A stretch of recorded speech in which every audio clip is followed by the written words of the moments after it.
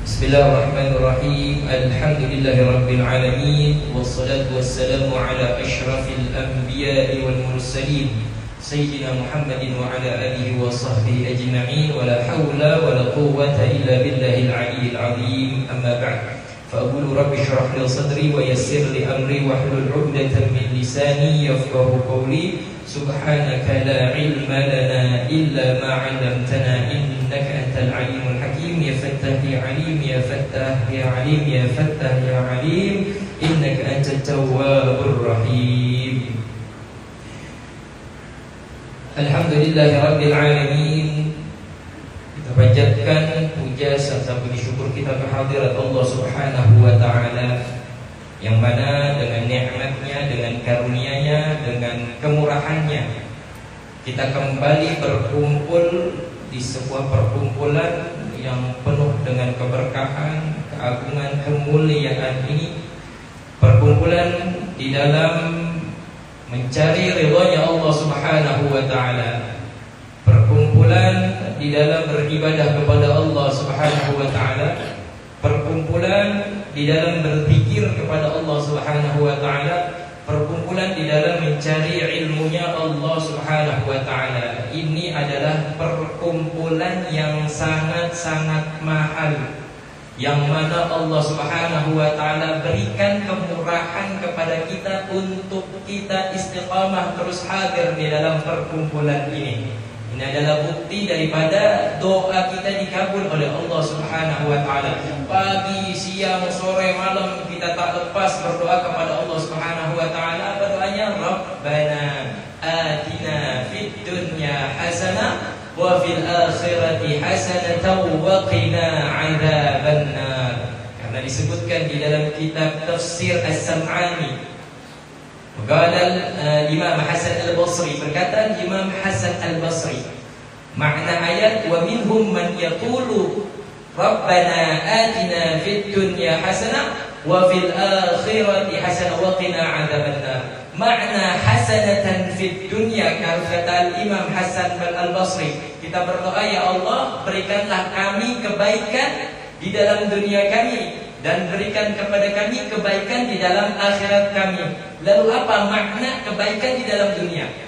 Dikatakan oleh Imam Hasan Al-Basri di dalam kitab tafsir As-Sam'ani, mentafsirkan di dalam ayat tersebut yang disebut hasanatan fid dunya, yaitu adalah al-ilmu wal ibadah. Bukan kita minta kebaikan dunia, bukan harta, bukan jabatan, bukan wanita, bukan kekuasaan, bukan. Tetapi kita meminta di dalam Rabbana atina fid dunya hasanah, hasanatan fid dunya, itu adalah al-ilmu wal ibadah, ilmu dan ibadah.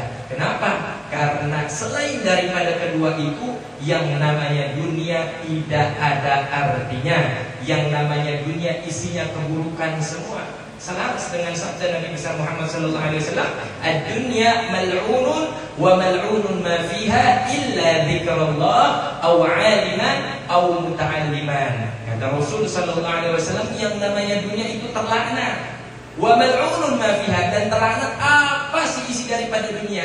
Illa, kecuali apa? Ada yang mulia di dalam dunia tersebut, zikrullah, berzikir kepada Allah, au aliman au muta'alliman, ataupun ketika kita menuntut ilmu dan mengajarkan ilmu tersebut. Maka itulah yang mulia daripada sisi dunia. Selainnya, yang namanya dunia tidak ada artinya. Yang namanya dunia isinya adalah keburukan-keburukan. Makanya ditafsir ketika kita minta Rabbana atina fid dunya hasanah, yang disebut hasanah disebut itu adalah al-ilmu wal ibadah. Malam ini doa kita setiap malam Sabtu terkabul oleh Allah Subhanahu wa taala. Tidak lepas bahwasanya kita semuanya di dalam lingkaran ilmu dan di dalam lingkaran ibadah kepada Allah Subhanahu wa taala. Mudah-mudahan juga kita diberikan oleh Allah Subhanahu wa taala hasanatan fil akhirah. Ma makna hasanatan fil akhirah? Yaitu jannatun na'im, surga yang di situ terdapat kenikmatan dari Allah Subhanahu wa taala. Amin amin ya rabbal alamin. Baik, sebelum kita melanjutkan, sama-sama kita membaca doa qabla dirasah dan niat.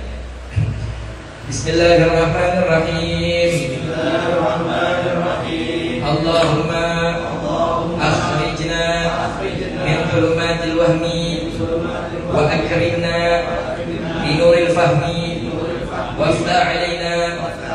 بمعرفة العلم وحسن أخلاقنا بالحلم وسهل لنا أبواب فضلك وانصر علينا من خزائن برحمتك يا أرحم الراحمين.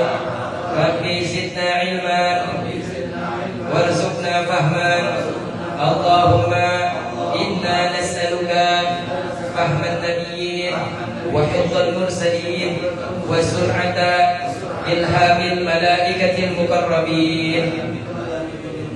نويت التعلم والتعليم والتذكر والتذكير والنفع والانتفاع والحث على التمسك بكتاب الله وسنة رسول الله والدعاء إلى الهدى والدلالة على الخير ابتغاء مرضات الله وثوابه وقربه من الله تعالى.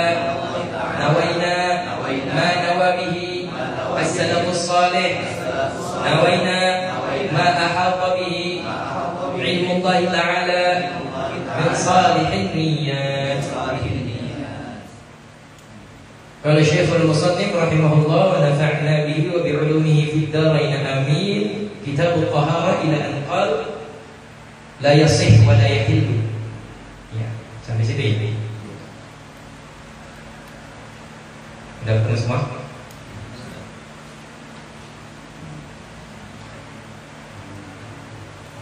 La yasihu wa la yahillu. Setelah di kitab Al-Qur'an itu halaman selanjutnya menulis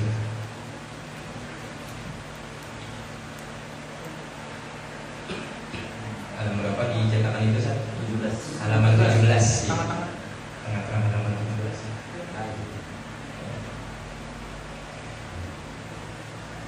17. La yasihu wa la yahillu raf'ul hadathi. Tidaklah sah, wala yahillu, tidak juga halal. Maksud tidak juga halal, tidak boleh berarti di sini. Tidak sah dan tidak boleh. Apa yang tidak sah? Raf'ul hadathi, mengangkat hadas. Tidak sah dan tidak boleh mengangkat hadas. Yang dimaksud mengangkat hadas itu apa? Jelaskan di sini yang dimaksud dengan hadas al-amrul i'tibari al-qaimu bil a'dha'i. Yang dimaksud dengan hadas adalah al-amrul i'tibari, perkara yang i'tibari, perkara yang ibarat saja. Maksudnya apa? Ghairu mahsus, tidak dapat dirasakan oleh panca indera. Itu yang dimaksud dengan amrul i'tibari. Perkara hanya ibarat saja. Yang namanya ibarat nggak bisa didapati oleh panca indera. Tidak bisa dilihat, tidak bisa didengar, tidak bisa dirasakan. Itu adalah amrul i'tibari. Maksudnya i'tibari ghairu mahsus, yang tidak bisa didapati oleh panca indera. Yang namanya hadas adalah perkara yang tidak bisa didapati daripada panca indera. Al-qaimu, yang berdiri, bil a'dha, yang berdiri pada. Bab di sini maknanya dzarfiyah. Jadi bukan dengan lagi artinya, tapi fi maknanya. Dzarfiyah bermakna fi, pada anggota badan. Jadi yang namanya hadas adalah perkara yang tidak bisa didapati oleh panca indera, yang mana adanya berdirinya di dalam anggota badan.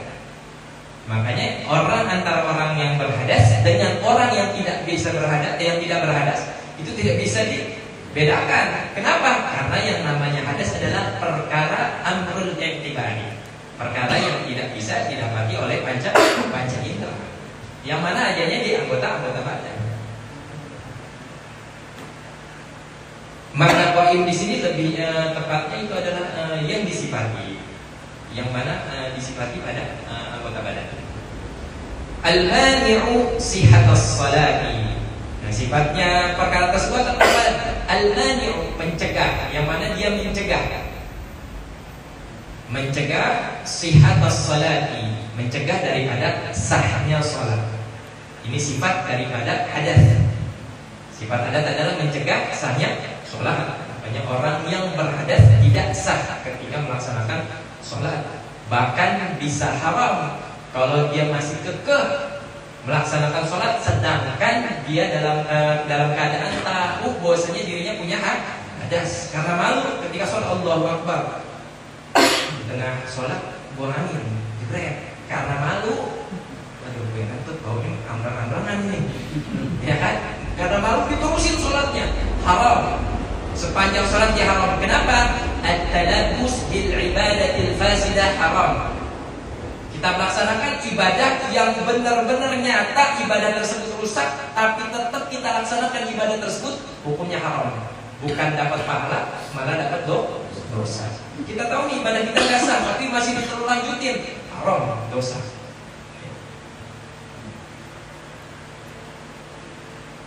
Haitsu la murakhis, sekiranya tidak ada rukhsah, tidak ada toleransi, tidak ada keringanan, ya, murakhis dari rukhsah. Sekiranya tidak ada keringanan. Berbeda kalau misalkan ada keringanan. Hadas ini tidak bisa mencegah sahnya sholat. Contoh apa? Ketika salisil baul ataupun daimul hadas, yang hadasnya konsisten, ngeces terus. Dan ngecer, gak ada klopnya, udah dol. Klaimnya udah kagak ada. Ya kalau keran bikin kencengin malah mendor. Ya nggak ada. Jadi tetes terus, itu kan daimul hadas. Ketika wudu, hadasnya nggak keangkat dong. Karena apa? Hadasnya terus keluar. Tetapi di sini apa? Ada rukhsah. Ya, ada rukhsah. Maka hadasnya dia tidak mencegah sahnya sholat dalam keadaan rukhsah.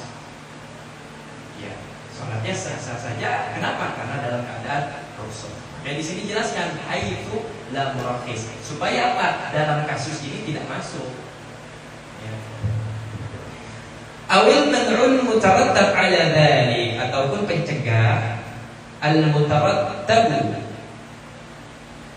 yang dihasilkan atas perkara tersebut.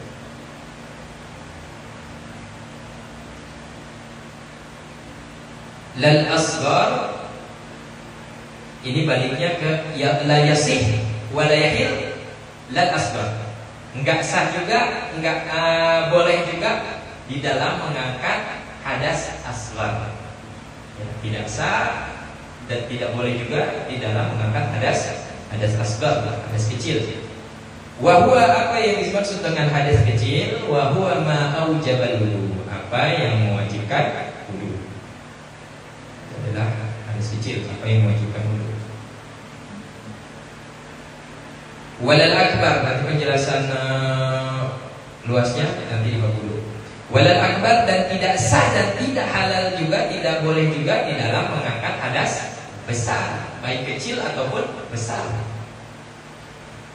Apa hadas besar? Wa huwa hadasul haid wan nifas, yaitu hadas haid dan hadas nifas.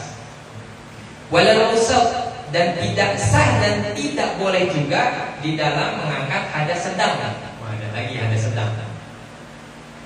Ya, jadi hadas ikhtilaf ulama di dalam pembagiannya. Ada yang kita ma'ruf dua, hadas besar, hadas kecil. Tapi di sini disebutkan tiga: hadas besar, hadas sedang, dan hadas kecil. Bahkan ada yang menyebutkan tabain besar banget. Iya. Dan kita bahasa ini nggak tahu apa. Ya. Akbar, kabir, ada akbar itu paling besar, kabir cuma besar, ada shogir dan ada asghar, ada paling kecil. Jadi ada empat. Tapi di sini sebutkan di tiga. Ada paling besar, akbar, ada sedang, dan ada kecil. Apa hadas sedang? Wa huwa hadatul jinabah wal wiladah, yaitu hadatul jinabah, hadas junub. Junub itu itu ada dua khurujul mani awil jima' berhubungan suami istri. Wal wiladah, dan melahirkan. Wa fi ma'nahuma, dan di dalam makna keduanya baliknya kemana? Ke hadas besar dan hadas sedang. Apa makna daripada hadas besar dan hadas sedang? Yaitu al-maut. Karena kematian ini dimasukkan ke dalam makna hadas besar dan hadas sedang. Di dalam maknanya apa? Di dalam mewajibkan mandi. Kematian mewajibkan mandi, ya, memandikan mayit, tetapi bukan mandi daripada hadas.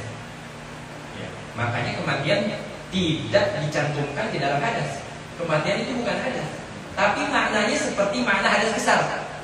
Di dalam apa? Di dalam wajib mandi. Tapi ketika mandi bukan memandikan hadas. Ya, gak ada, makanya mayit mandi dewek kan gak ada. Ya, mau mandi besar lah, pengen mati, gak ada. Kecuali Al-Imam Al-Badawi, bi Rasulillahi wal Badawi, itu salawatnya. Al-Imam Badawi sebelum meninggal beliau udah prepare mandi dulu, saking kualitasnya tinggi. Al-Imam Badawi termasuk juga Al-Imam Ahmad bin Hanbal, sebelum meninggal beliau mandi sendiri, saking luar biasa. Perkara kematian udah dikasih tahu, dibocori dulu, dapat bocorannya, akhirnya beliau mandi. Tapi kalau nggak dapat bocoran kayak kita, tiba-tiba mendadak, ya, dimandiin. Ya. Wajibnya apa? Bukan wajib dalam mandi hadas, tapi memandikan jenazah. Ya. Makanya di sini disebutkan wa fi ma'nahuma. Maknanya seperti makna hadas besar dan hadas sedang. Dalam apa? Di dalam wajib mandinya. Makanya al-maut dimasukkan ke dalam hadas besar biasanya, tapi dalam maknanya saja, bukan dalam hakikat makna hadasnya. Ya. Wala izalatun najas, sama atau yang tadi itu tidak sah dan tidak boleh juga mengangkat hadas. Begitu pula di dalam menghilangkan najis. Makna najis apa? Di sini disebutkan daripada makna najis, tadi ada makna hadas.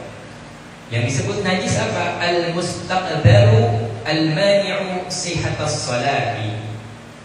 Al-mustaqdar, yang menjijikan. Nah, ini pengertian dalam perspektif syariat. Karena kalau dalam lughah bahasa, yang namanya najis itu kullu syai'in mustaqdar. Setiap segala sesuatu yang menjijikan itu disebut najis dalam artian bahasa. Ya. Pokoknya segala sesuatu, kullu syai'in mustaqdarin, segala sesuatu yang menjijikan itu disebut najis dalam konteksnya bahasa.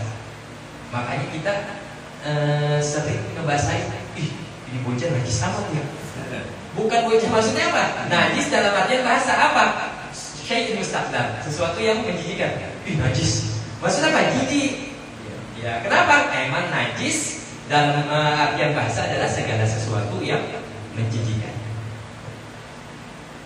Tetapi di dalam syariat, al-mustaqdaru al-mani'u sihhatas salati, yang menjijikan, tetapi sifat menjijikan tersebut apa? Al-mani'u, mencegah daripada sahnya sholat. Hanya yang menjijikan, yang mencegah sahnya sholat itu najis. Ingus, jijik nggak? Menjijikan, tetapi tidak mencegah sahnya sholat, maka ingus tidak najis. Apa yang menjijikan, dia mencegah sahnya sholat, maka dimasukkan ke dalam najis, artian najis. Air seni, kotoran manusia, kotoran binatang, itu kan najis. Ya, itu kan menjijikan dan mencegah sahnya sholat. Haitsulah murakhis, sekiranya tidak ada rukhsah, tidak ada toleransi, tidak ada keringanan. Kalau ada keringanan, tidak mencegah sahnya sholat. Contohnya apa? Contohnya ketika kita pengen sholat, cuman punya baju nggak ada lagi yang menutup aurat, sedangkan bajunya ini ada najisnya. Nggak ada lagi nih, benar-benar misalkan dalam kondisi di mana kita nggak punya baju kecuali itu doang dan itu ada najisnya. Maka gimana? Sholat di situ sholatnya ada rukhsah, ada keringanan. Ya. Ada najis tapi nggak mencegah sahnya sholat. Sholatnya sah tapi nanti diwajib kodok. Sholatnya sah tapi nanti kalau ada penutup aurat yang suci wajib dikodok. Awil ma'na al-mausuf bihi ataupun maknanya al-mausuf awil ma'na al-mausufu maknanya apa? Al-mausufu yang disifati bihi dengannya al-mahalul mulaqi, al-mahal tempat, al-mulaqi yang bersentuhan, yang bertemu, tapi lebih tepatnya karena lapor mulaqi itu artinya bertemu, tapi lebih tepatnya yang bersentuhan. Li'aini min dzalik, pada ainnya, zatnya apa tuh ainnya ya. Min dzalik daripada najis tersebut, ma'ar ratubah bersamaan dengan dalam posisi ratubah, ma'ar ratubah basah. Ya. Jadi najis juga bisa diartikan sifatnya pada sebuah tempat yang nempel, yang bersentuhan dengan benda najis. Bisa juga diartikan najis. Kita megang kotoran kucing, maka tangan kita sebut ya ini tangan najis, betul kan? Bukan tangan kita yang najis, tetapi apa? Tangan kita tersifati karena menyentuh benda najis. Nah itu juga bisa dimaknai najis, yang disifati pada sebuah tempat yang berkenaan dengan benda najis. Itu juga bisa disebut dengan najis.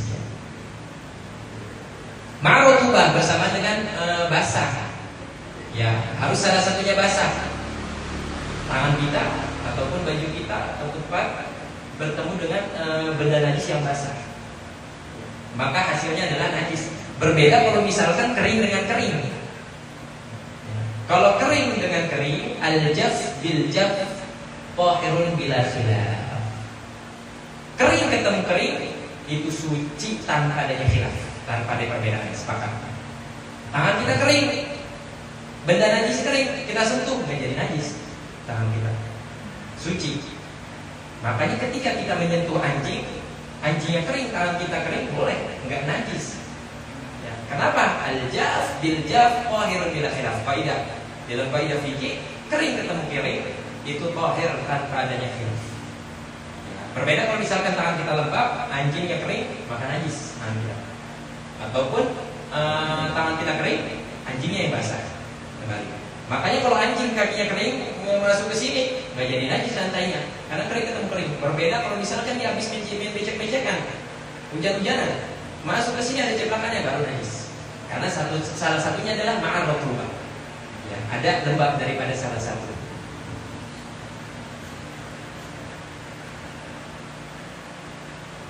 Lal mukhaffaf, tidak sah dan tidak boleh juga di dalam menghilangkan najis yang kategorinya adalah mukhaffafah, najis ringan. Wa huwa baulus shabi, yaitu adalah kencingnya anak kecil, kencingnya bayi lebih tepatnya. Walal mughallad, dan tidak sah dan tidak boleh juga di dalam menghilangkan najis mughalladah, najis berat. Wa huwa najasatul kalbi wal khinsir. Najis mughalladah apa? Yaitu najis anjing dan najis babi. Walal mutawassitu, dan tidak sah dan tidak halal juga di dalam menghilangkan najis yang kategorinya adalah al mutawassithah, najis sedang, pertengahan. Wa huwa ma'adahuma minan najasa, yaitu selain daripada najis mukhaffafah, selain daripada keduanya, yaitu najis mukhaffafah dan najis mughalladah minan najasa, daripada sesuatu yang najis. Awil wasfun nashi an mulaqatiha kama marra, ataupun sifat yang ditimbulkan an-nashi an mulaqatiha daripada pertemuan keduanya, kama marra sebagaimana yang telah dijelaskan tadi. Wala taharatu salisin, dan tidak sah dan tidak boleh juga di dalam bersucinya orang yang salisil bol. Ya. Jadi walaupun salisil bol itu nggak mesti pakaiannya bebas, ya. Walaupun dia salisil bol, orang yang daimul hadas, ya, orang yang tadi klaimnya dol, itu tetap kalau wudhu pakai airnya air yang suci dan mensucikan. Wala masnunah, dan tidak boleh juga di dalam toharoh yang hukumnya sunnah. Walaupun toharoh hukumnya sunnah, wudhunya wudhu sunnah, mandinya mandi sunnah, ketika melaksanakan tersebut harus menggunakan air suci mensucikan. Apa efeknya? Sedangkan wudhu sunnah tidak mengangkat hadas. Apa wudhu sunnah? Kita punya wudhu, tajdidul wudhu. Kita udah punya wudhu, kita udah pakai sholat, pengen sholat lagi, maka sunnah wudhu, namanya tajdidul wudhu, memperbarui wudhu, upgrade wudhu. Kita wudhu lagi hukumnya sunnah. Berbeda kalau misalkan belum dipakai sholat, nggak sunnah tajdidul wudhu. Nanti ada syarat-syaratnya di dalam kesunahan tajdidul wudhu, dibahas nanti di bab wudhu. Ya. Sunnah hukumnya, wudhu kita belum batal. Ketika wudhu lagi, hadasnya keangkat, orang hadas kita hadas kita sudah hilang daripada wudhu yang pertama. Dan wudhu yang kedua tadi tajdidul wudhu bebas dong, boleh pakai air apa aja? Nggak boleh, harus menggunakan air suci mensucikan. Walaupun toharohnya toharoh masnunah, toharoh yang hukumnya sunnah. Efeknya apa? Kalau dia bersuci nggak pakai air suci mensucikan, maka la thawaba fiha, tidak ada pahalanya. Tapi kalau dia pakai air suci mensucikan, maka yahsul thawab, maka mendapatkan daripada pahala kesunahan.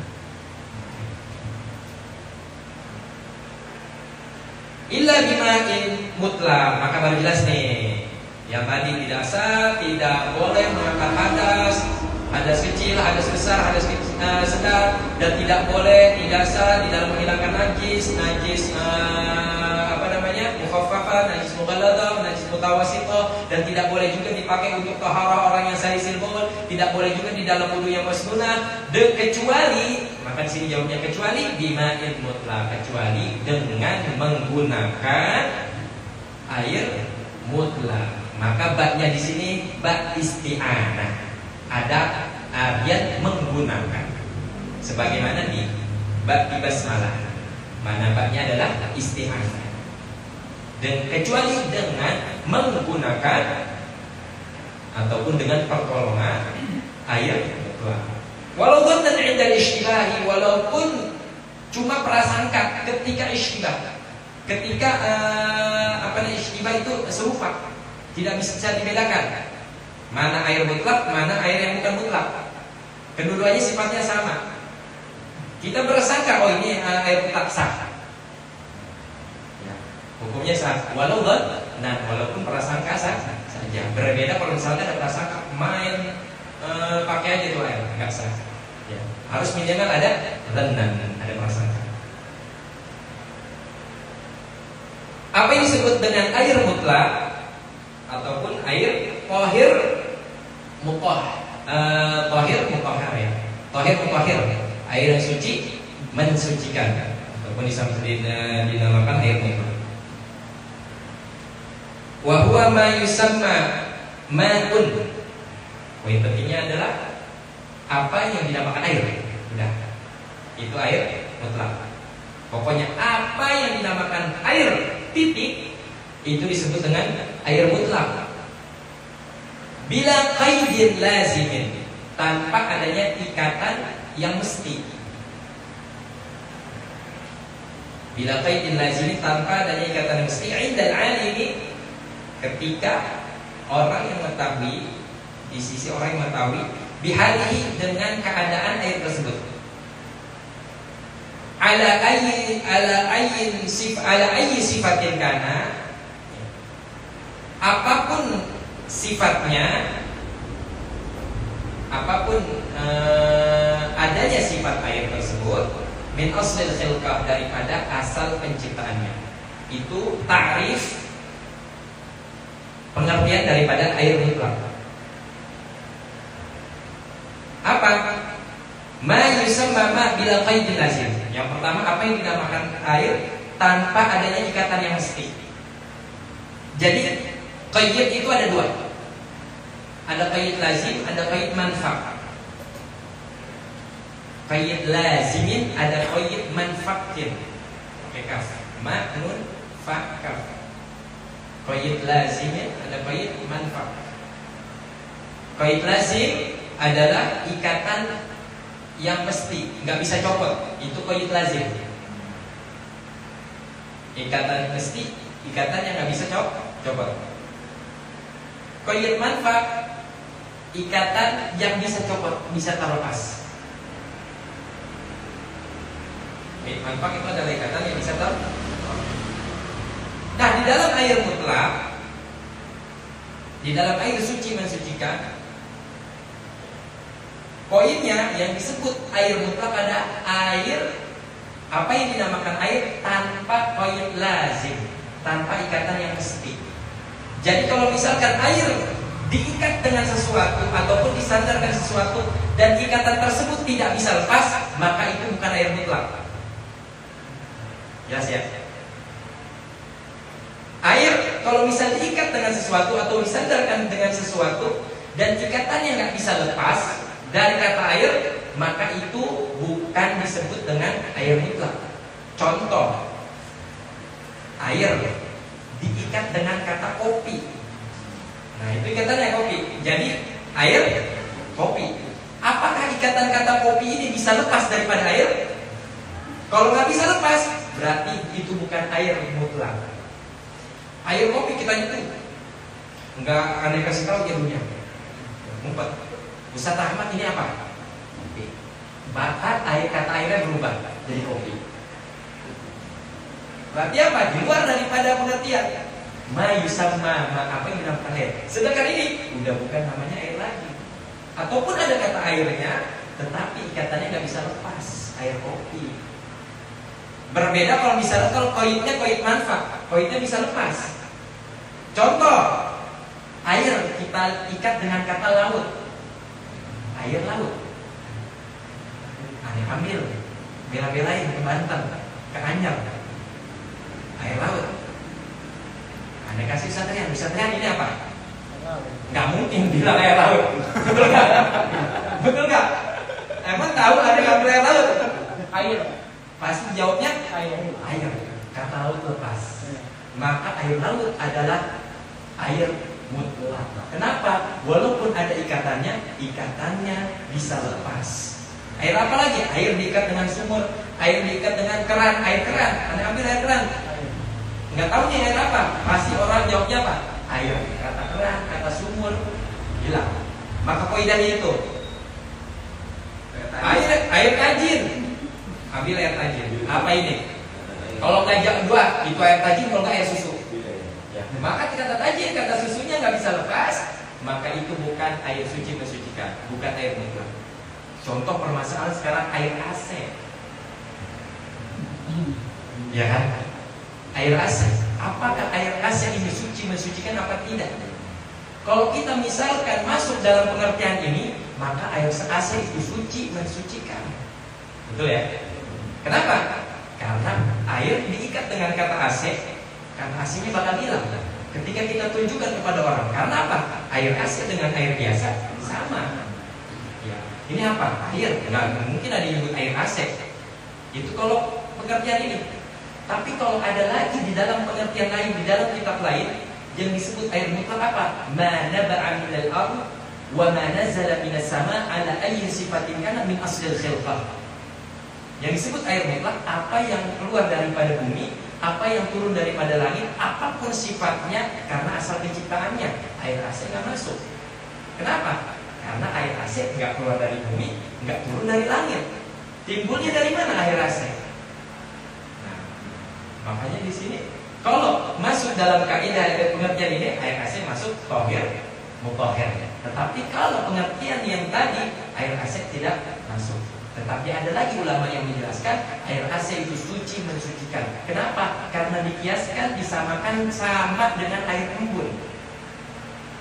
Ya. Air embun apakah keluar dari bumi? Enggak. Apakah turun dari langit? Enggak. Air embun dari mana? Karena udara menguap, menghasilkan air. Sama seperti air AC. Karena dingin, menguap akhirnya netes-netes. Maka disamakan air AC juga suci mensuci. Masuk dalam tarif ini dan dikiaskan dengan air embun. Pokoknya patokan ini. Udah, kalau kita tahu patokan ini, kita bakal tahu mana air suci mensucikan, mana yang air suci tidak mensucikan. Jelas. Pokoknya kalau ada air diikat dengan sesuatunya nggak bisa hilang, maka air tersebut tidak suci mensucikan. Kalau air diikat dengan sesuatunya masih bisa lepas, maka itu air suci mensucikan. Seperti itu. Wadzalika kama'il bahr. Nah, di sini contohin seperti air laut. Air laut termasuk kategorinya adalah ma'ul mutlaq, air suci mensucikan. Makanya di sini ada dijelaskan lagi min asdal khalqa ala sifatin, kan apapun sifatnya karena asal daripada penciptaan. Ya. Walaupun air laut rasanya asin, beda, tapi tetap suci mensucikan. Kenapa? Karena asal penciptaannya seperti itu. Ada namanya laut merah. Namanya doang ya, lautnya nggak merah. Ada lagi pernah kejadian hujan susu di Aden, kota Aden, Yaman. Daripada karomahnya Syekh Abu Bakar Adni. Kalau kita pernah dengar Syekh Abu Bakar Adni al-Idrus. Ya. Syekh Abu Bakar Adni itu daripada karomahnya berdoa untuk membuktikan karomahnya, beliau berdoa agar turun hujannya hujan susu. Sampai sekarang susunya masih ada di London dengan sama orang luar negeri. Hujan susu itu gimana hukumnya? Ya. Apakah benar seperti susu? Ya. Putihnya warna putih susu beda. Apakah itu suci mensucikan? Suci mensucikan. Kenapa? Min aslil khilqah. Karena asal penciptanya asli seperti itu. Bukan lagi malaikat lagi nyeduh SDM di atas tumpah. Ya, ini benar asli dia. Asli turun susu. Ada lagi hujan darah di India, macam-macam. Ya. Warnanya merah darah. Ya, asli, bukan lagi malaikat di rumah aja di atasnya. Ya, asli. Gimana? Dapat suci mensucikan. Kenapa? Masuk dalam takrif ini min aslil khilqah. Daripada asal penciptaan. Wa in kana mutaghayyirun ta'am. Ya, Pak bisa lama. Hah? 15 menit lagi ya, setengah 11 sudah selesai. Wa in kana mutaghayyirut ta'am, wa in kana mutaghayyirut ta'mi.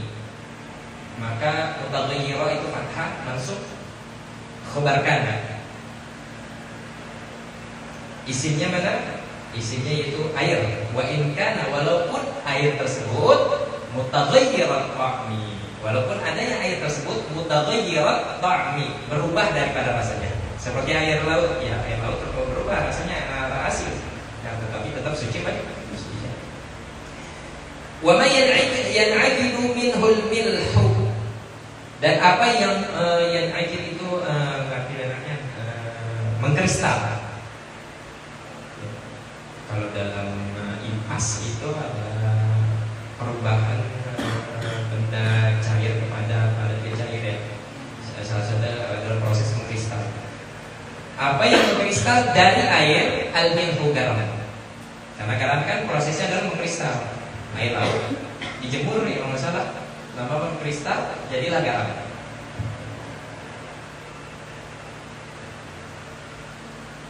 Makanya perubahan dengan air garam laut itu tidak melepas daripada mensucikan air. Walaupun air kolam kita tuangin garam sampai banyak-banyak sampai rasanya seperti air laut, masih bisa dipakai wudhu, masih bisa. Kenapa? Karena perubahan dengan air garam laut itu tidak melepaskan daripada kesucian dan mensucikannya air. Kenapa? Karena garam itu adalah prosesnya, sumbernya adalah dari air yang mengkristal. Wa yanhilu ilaihi al-barq, ataupun ini berlangsung lagi mencair. Kalau tadi mengkristal, sekarang mencair. Kepadanya al-barq itu es. Makanya salah satu air yang suci mensucikan yang turun daripada langit adalah air es. Hujan es batu, ya kan? Letup-letup, gede-gede misalnya kita kumpulin, ya, terus mencair air tersebut. Apakah suci mensucikan? Ya, suci mensucikan. Masuk dalam ta'rif, mana ba'a minal ard aw nazala minas sama' ala ayyi sifatin kana min aslil khalq. Apa yang bersumber dari bumi, yaitu air sumur, air danau, air laut, ya, air sungai. Wa ma nazala minas sama', air hujan, ma'u thalaj, air salju, dan wa ma'ul barad, yaitu air es. Hujan es. Air kelapa, air diikat dengan kelapa, air kelapa. Kita tunjuk ke orang ini air apa? Air kelapa. Air kelapa bisa dibedakan ya, karena ada gurih-gurih warnanya juga beda. Ya, maka air kelapa tidak mensucikan.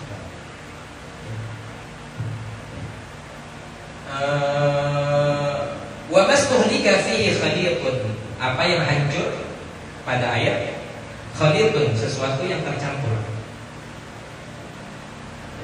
yang udah berbaur ya, hancur, udah diaduk-aduk ya, dalam air, udah tidak bisa dibedakan lagi. Lam yaslukhu ismal ma, tetapi walaupun hancur bercampur dengan air, tidak mencopot ataupun tidak mencabut daripada nama air. Itu masih air mutlak. Ya, ini bercampur dengan air, tapi nggak mencabut ataupun mencopot nama air tersebut, maka masih air mutlak. Contoh, nyeduh kopi. Ya, nyeduh kopi kita tuangin, cuman airnya sedang gede, ya, kopinya satu bungkus, ya, ataupun segitu tuh semuk itu, kopinya setengah, kita aduk, kita lihat apakah air ini suci mensucikan atau tidak. Balik lagi ke pengertian yang tadi. Kalau nama air tersebut sekiranya kita lihat tercatat nama air ataupun ada nama kaitannya, nggak bisa lepas, maka air tersebut tidak mensucikan. Tapi kalau masih disebut dengan air, ya, ataupun ada nama lain bisa terlepas, maka air tersebut mensucikan. Kita tanya, setelah kita aduk, kan itu bercampur, hancur, bercampur dengan air, nggak bisa dibacakan mana air mana kopi. Kita lihat, ini apa? Oh, ini mah air, cuman kayaknya kecampur dikit sama kopi. Cuma sekiranya kecampur dikit sama kopi, masih disebut air. Berarti apa? Masih bisa dipakai untuk wudhu. Berbeda kalau misalkan pada kondisi udah dicampur sama kopi, wah ini mah air kopi. Nah, udah nggak bisa tuh kalau dari segi itu. Oh, ini air kayaknya cuma ada butek, kena teh dikit. Nah, itu masih bisa mensucikan. Seperti itu. Wal mutarashshihu minal ma'il tahuril maghli. Wal mutarashshihu. Nah, sekarang ada yang tadi mengkristal, ada yang tadi mencair. Wal mutarashshihu itu menguap.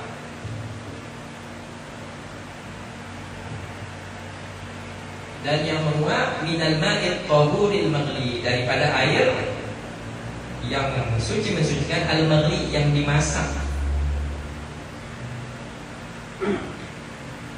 Yang menguap, masak ayam, kita tutup, nah pancinya kan keringetan, yang menguap, ya.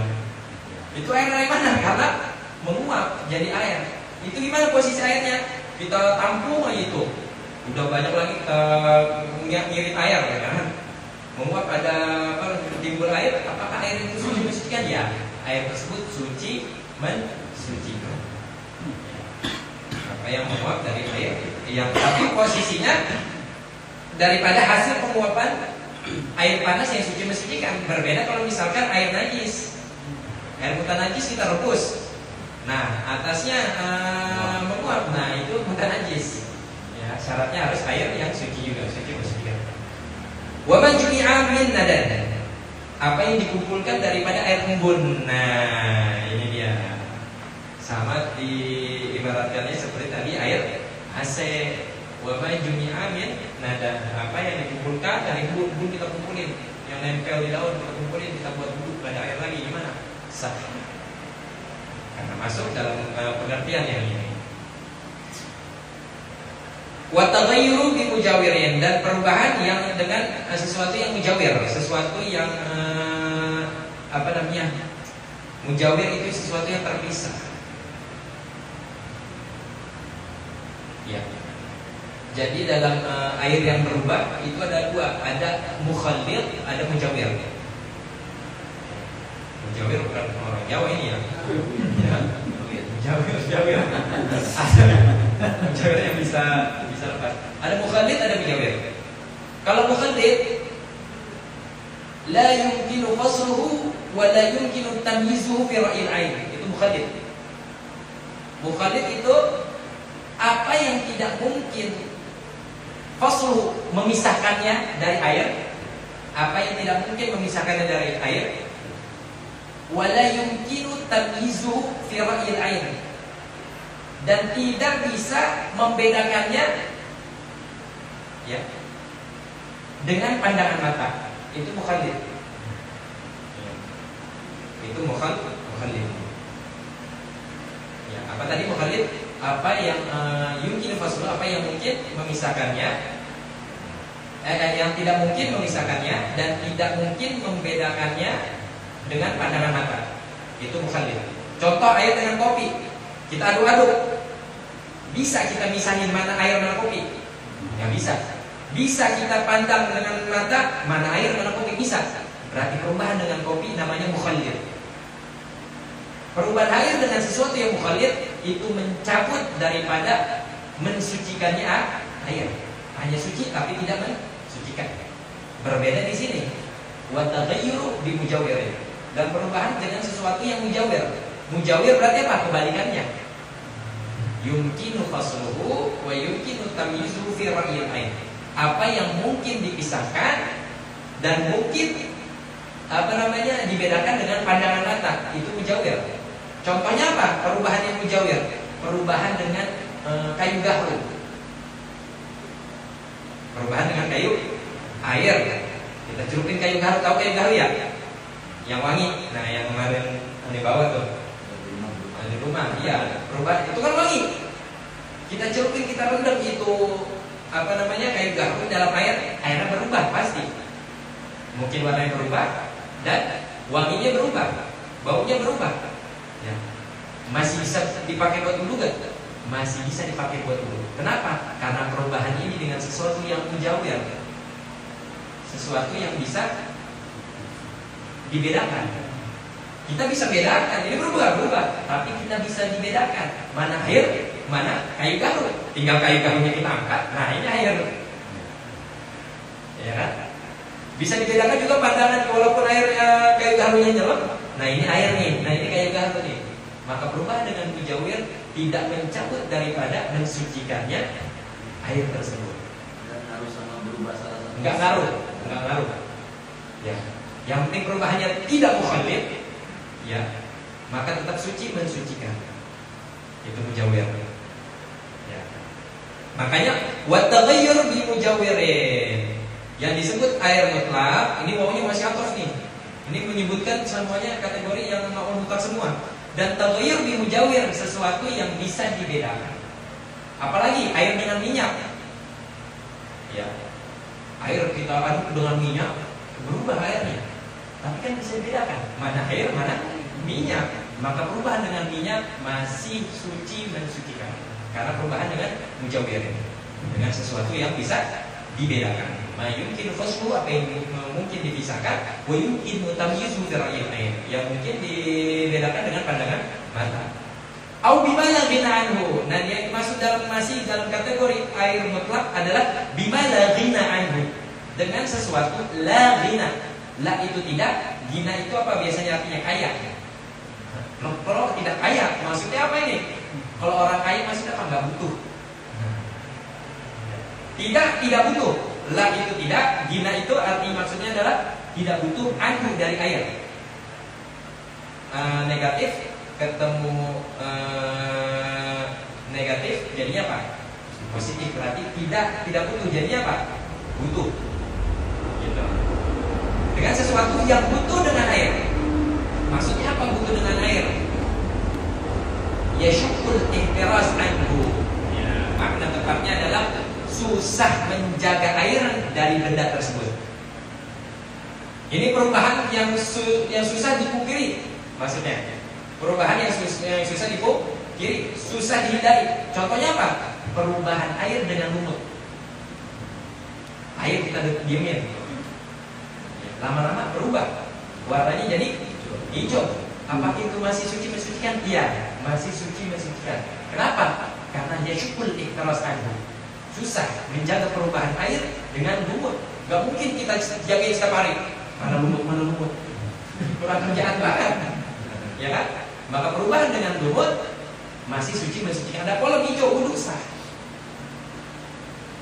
Kenapa? Itu perubahan yashukul ihtiras anhu. Contohnya apa lagi? Ada polong, atasnya ada pohon ketapang.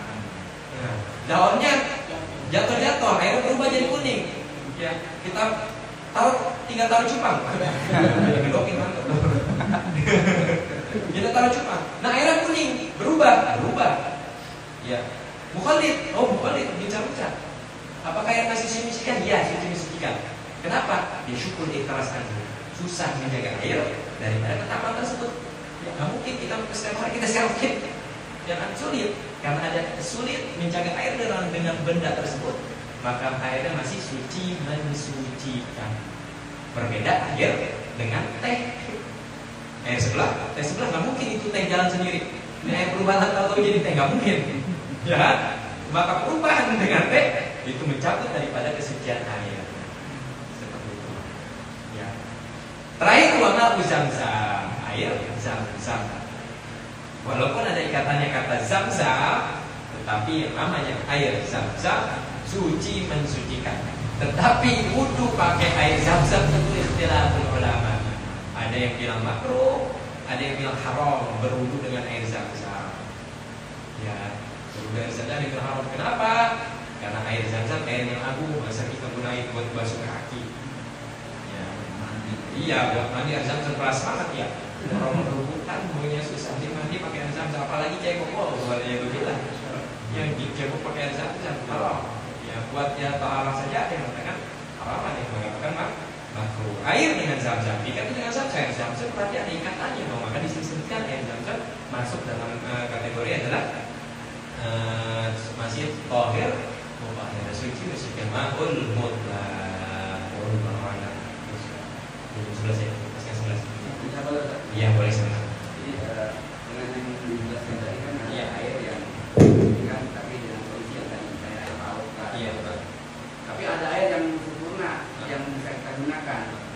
Misalnya gitu dua itu kan, apakah kita wajib menggunakan air yang letak beneran dengan kondisi? Kita di pantai ini misalnya ada air laut, ada air biasa. Kita tetap pakai air laut gitu. Hukumnya apa? Air laut dengan air basah biasa sama-sama umaul mutlak. Artinya kita menggunakan. Artinya terserah. Tidak ada masalah ya. Gak ada masalah. Yang penting masih kategori. Misalkan air mutlak ini banyak nih. Ada air laut, ada air yang bercampur dengan garam, yang tadi masih posisinya umaul mutlak. Ada air lumut, ya. Ada air AC, ada air sumur. Itu gak ada kondisi lebih afdal mana, gak ada. Gak ada. Yang manapun boleh. Ya pakai manapun apapun bebas. Ya. Berbeda pada kondisi ada afdalul miyah fil ard. Ya. Air yang terafdal, yang paling utama di muka bumi ini apa? Itu ada tingkatannya. Yang pertama mana ba'amin min asabi'i Rasulullah sallallahu alaihi wasallam. Air yang keluar daripada jari-jari Rasulullah sallallahu alaihi wasallam itu air yang paling afdal. Ya, itu air yang paling afdal. Ya. Kemudian apa? Ma'u Zamzam. Yang kedua air Zamzam. Yang ketiga Ma'ul Kautsar. Air dari telaga Kautsar. Haudiyah Rasulullah sallallahu alaihi wasallam. Air telaga Kautsar itu paling afdal. Padahal nggak ada di dunia. Ya, tetapi air yang keluar daripada jari Rasulullah itu paling afdol, paling utama. Kenapa? Karena langsung tersadarkan dengan orang yang paling